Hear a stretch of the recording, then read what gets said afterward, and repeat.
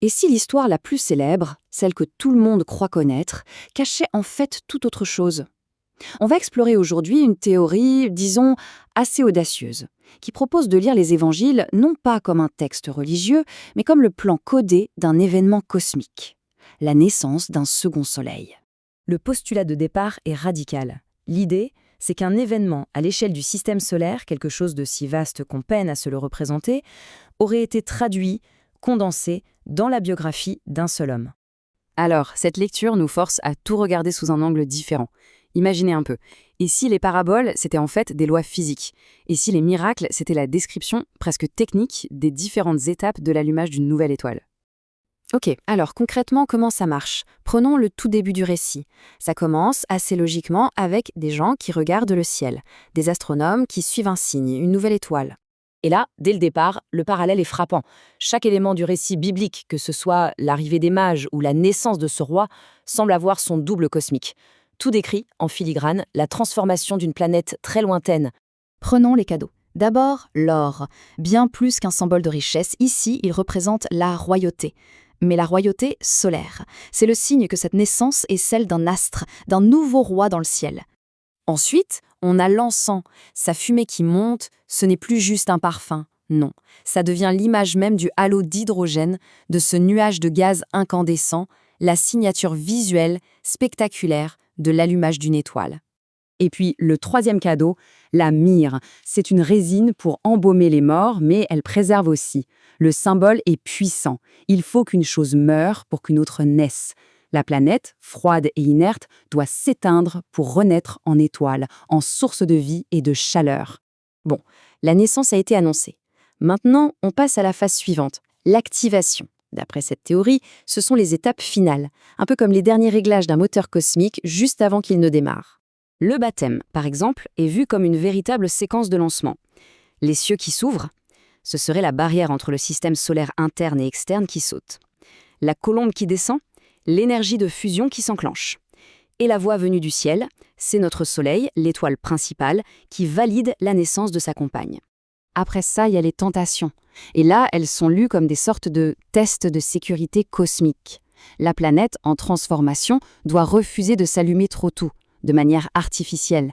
Elle doit rejeter une démonstration de force vaine et, surtout, refuser de rester une simple planète.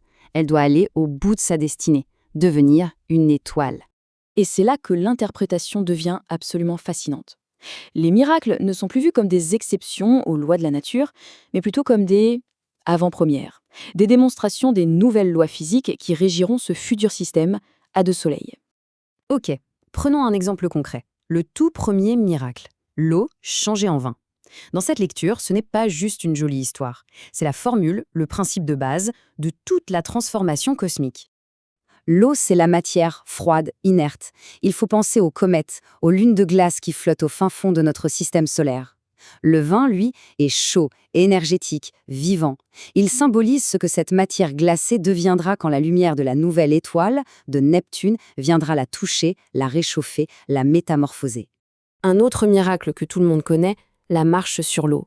Eh bien, dans ce cadre, ça prend un sens physique très, très précis. Marcher sur une mer en furie, c'est l'image de la nouvelle étoile, qui finit par dominer le chaos qu'elle elle-même crée. L'allumage va forcément tout perturber, mais ensuite, son immense gravité va imposer un nouvel ordre, une nouvelle stabilité. Même les paraboles, ces petites histoires, sont décodées. Prenons celle du semeur, ça devient une sorte de cours d'astrobiologie. La graine, la lumière du nouveau soleil, tombe sur différents sols, c'est-à-dire différentes planètes. Évidemment, une planète rocheuse ne réagira pas comme une géante gazeuse. Chacune portera des fruits différents selon sa composition. On arrive maintenant au climax, au cœur du drame, la passion. Et dans cette vision cosmologique, c'est la description brute des derniers instants, violent, cataclysmique, qui précède l'allumage final. Le lieu lui-même, Gethsémani, signifie le pressoir à huile. L'image est incroyable. C'est la pression gravitationnelle et magnétique qui devient absolument écrasante au cœur de Neptune, comme si on la pressait pour en extraire le feu. Et ces 3 sœurs de ténèbres, cette chronologie très précise, ce ne serait pas du tout un hasard. Ce serait la description de l'ancien système, notre système à un seul soleil, qui faiblit, qui s'éteint symboliquement, juste avant que la lumière de la nouvelle étoile ne vienne tout déchirer. d'où le voile du temple qui se déchire. Après cette mort, on a la résurrection. Mais attention, ce n'est pas un retour à l'état d'avant. Pas du tout. C'est l'émergence d'une réalité complètement nouvelle, avec des lois physiques complètement nouvelles. Ce fameux corps ressuscité qui peut traverser les murs, apparaître, disparaître, c'est l'allégorie parfaite pour la physique d'une étoile. Ce n'est plus un corps planétaire, solide, mais un corps d'énergie pure, de plasma, de lumière. Il obéit à des lois qui n'ont plus rien à voir avec les nôtres. Et pour finir, l'ascension. Le moment où un nuage, une nuée, vient le cacher. L'explication cosmique est presque évidente ici, c'est la nouvelle étoile, enfin allumée, qui reprend sa place sur son orbite lointaine, et elle est voilée par sa propre atmosphère, sa couronne d'hydrogène. Alors, au final, quel est le but de toute cette histoire ?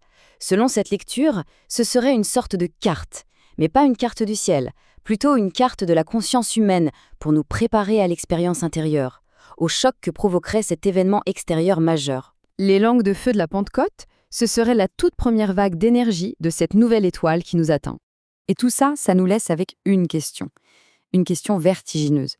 Ce texte, est-ce que c'est une feuille de route littérale pour un événement cosmique à venir ? Ou est-ce un guide symbolique pour une transformation qui doit d'abord se passer en nous ? Le second soleil qu'il faut attendre, est-il vraiment là-haut dans le ciel ou au plus profond de notre conscience ?